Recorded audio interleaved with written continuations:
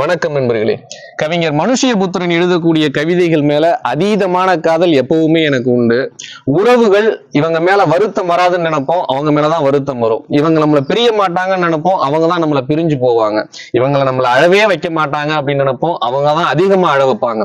இப்படிப்பட்ட உறவுகளை பத்தி அவர் எழுதின கவிதையை சமீபத்துல படிச்சேன். கவிதை வரிகள் இதோ. யாரிடம் வருத்தம் வராது என்று நினைத்தோமோ அவர்களிடம்தான் முதலில் வருத்தம் வருகிறது. யாரை பிரிய மாட்டோம் என்று நினைத்தோமோ அவர்களைத்தான் சீக்கிரம் பிரிகிறோம்.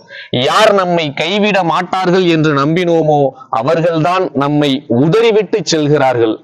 யார் நம் கண்ணீரை துடைப்பார்கள் என்று ஏங்கினோமோ அவர்கள்தான் நம்மை கண்ணீர் சிந்த வைக்கிறார்கள். பற்றி கொண்டிருக்கும் கரங்களை போல பயப்பட வைக்கும் கரங்கள் வேறில்லை.